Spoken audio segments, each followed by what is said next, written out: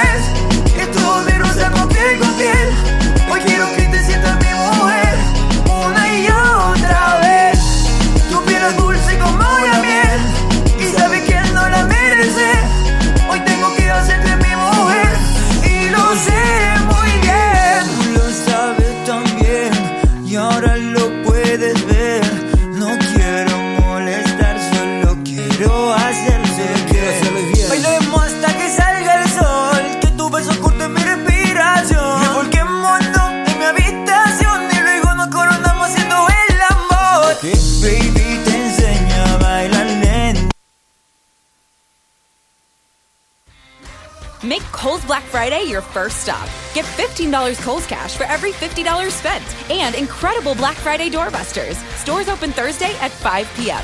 Or shop Kohls.com all day Thursday. Plus, take an extra 15% off. Kohl's Black Friday. Don't miss it. Doorbusters valid Thursday, November 28th, while supplies last or until 1 p.m. Friday. 15% offer valid November 25th to 29th with promo code THANKS. Some exclusions apply. See store or Kohls.com for details.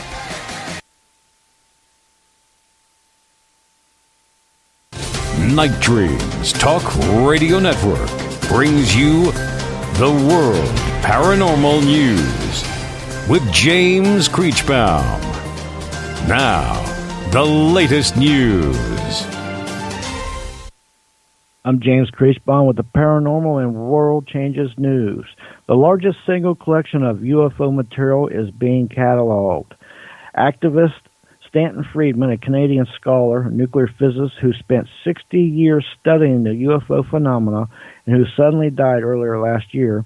As you can see, well, there's a photo of, he's got 60 years worth of stuff scattered all over. Anyway, the people that's going to be cataloging it, the activists and other people, they're saying it's going to take up to 10 years. That's the bad news, to really organize it and get it together. But anyway, that's going to take some time, and rest in peace, Stanton.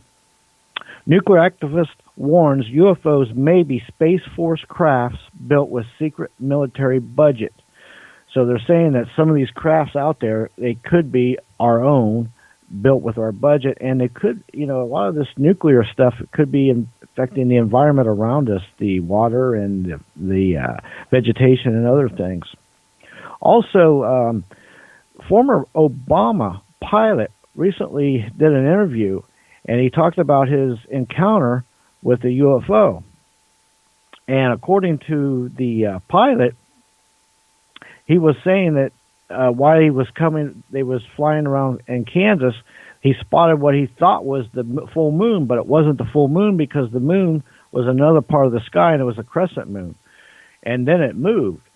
And it was acting weird, and he seen it the whole flight. So then when he was about to land, it got real bright orange and real close, and then it just spat off like just disappeared. It moved so fast. And that was what his sighting was of a UFO when he was flying Barack Obama.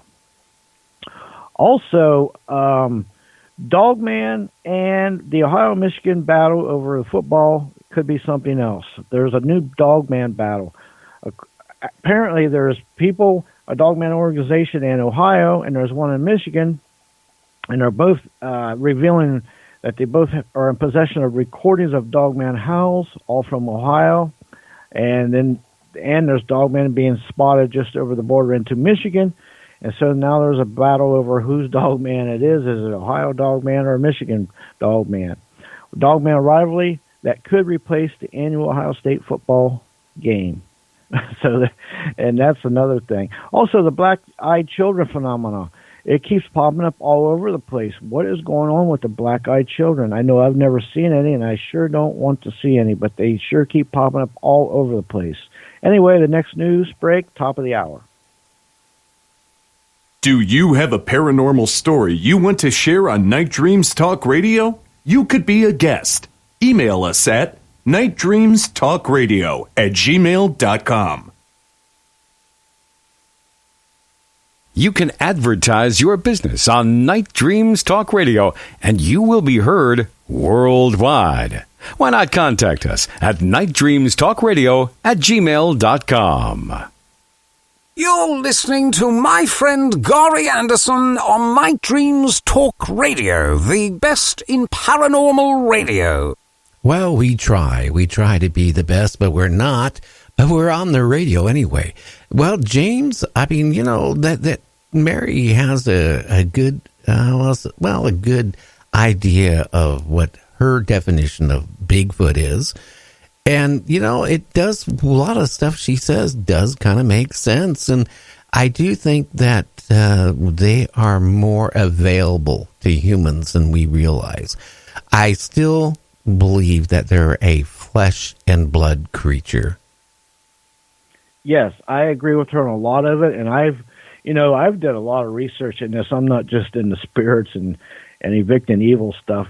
I've been researching and investigating cryptids, Bigfoot, UFOs, all of it. But in all the research I've come across, I am a stout believer that is a flesh and blood cryptid. I think it's an offshoot maybe of a humanoid, maybe half humanoid and something else like she's saying. And I just believe that's what it is. And I also believe that throughout the years, they have qualities and abilities that we don't. Maybe they can, their hair can have cloaking abilities where maybe we see them and then you don't.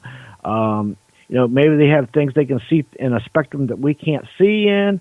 I think they have abilities we don't, and it helps them avoid us. And I don't think they're interdimensional, but that's just my opinion. But I have an open mind. But that's what I think. Well, all I can say is I think they're out there. I don't think there's that many of them. I do think that because of, we are moving out farther and farther, building homes, taking over, land that was once all trees. And I think they're getting out deeper and deeper. And the odds are running, if you're out looking for one, like any cryptic, if it's Scope Man or Thunderbird or Bigfoot or what have you, Mothman, if you're out looking for it, you know what the odds are of finding one? You'd like 1,000,000,000 to 1. Yeah, I think the odds are slim. I do know that if you're really going to look for one, you need to be just by yourself, really, and you need to think about spending 2 to 3 months in the woods, like not even coming out of it, really, because the more time there, the better your odds are, and maybe they'll get accoladed to you because they're going to know you're there, obviously. But yeah, I agree. You can't go out there with a whole film crew of a dozen people and beating the woods and beating trees. I mean, come on, it's not going to happen. I don't think so. I think they're going to be scared and they're going to know you're there anyway. Oh yeah, and again too, the odds are again getting like scat or hair with the Brit on it. They can actually do a complete DNA on it. It is going to be hard. But the point, you mentioned about in the water, the point it really confuses me is because if you say you got a pond, a fast-moving river or a stream, the odds are getting DNA, unless it's on the rocks or something, is going to be very hard to get. But a pond, out there, you got all these other different critters, anything from, bobcat, mountain lion, cougars, bear, squirrels, beaver, any of those type of things could be sharing that water during the course of the day. Moose, deer, rabbits. I mean, I would think that it'd be so contaminated, you would never be able to even really pinpoint something. Well, I don't know exactly how it works, but I do know whatever's in that water, it will this filter that filters the water, and they can tell you every kind of fish that's in there, if a beaver walked through it or a moose walked through it, all these species they can tell you that's been in that water recently. I don't know exactly how it works yet. Like I say, I've only seen it done a couple times, but it's something that it seems to work pretty good though, from what I've seen. But I don't know. It's new. I don't know.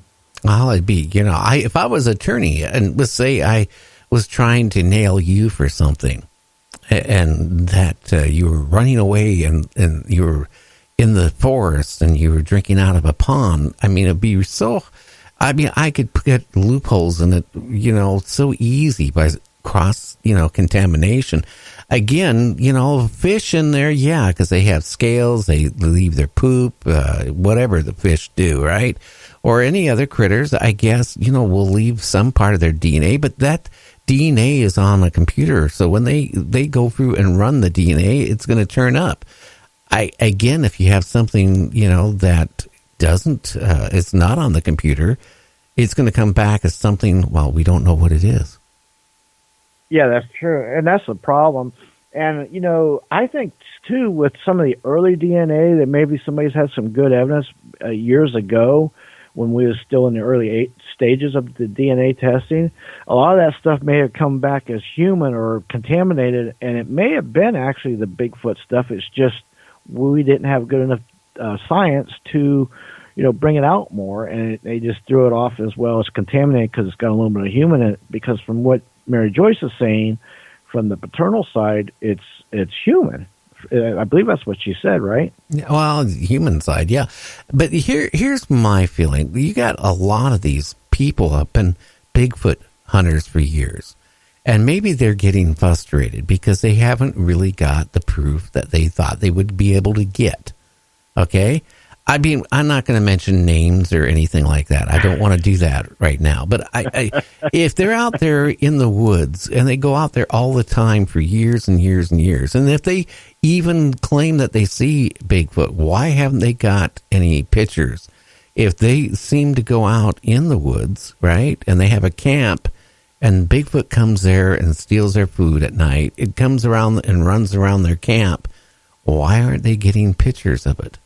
Undoubtedly, that would be one thing. If I'm out there looking for it, and I know that these Bigfoot, the adults and juveniles are running around, you would be able to get a picture. And that's not happening. And then what you do get is occasionally some pictures of something that's so blurry, you can't tell the difference between a tree stump and a human. I mean, that's how bad it is. Believe me, I know. Now, like I say, a few years ago, about 4, I've invented a way to actually track and catch one and release them, but I'm not going to tell nobody it because, people be all over. Okay, yeah, I know what you figured. You're going to get a mousetrap, put a $20 bill in it, and then above it is going to be a net. So when they grab the $20 bill, right, to go buy tobacco, the net's going to fall on them and you caught your Bigfoot, right? Yeah, how'd you know? Daggone it. But anyway, she was talking about that cave where there was a family. I'm wondering if you could access some kind of satellite video over that cave at a certain time, maybe catch them, or put some cameras way up in a tree or something. Maybe they couldn't see it or spot it. Maybe pick up a picture or a video of them. That would be something to see a family of Bigfoot come out of a cave. Well, if we knew where the cave was and we got, the coordinates and all that stuff, I guess somebody could do that.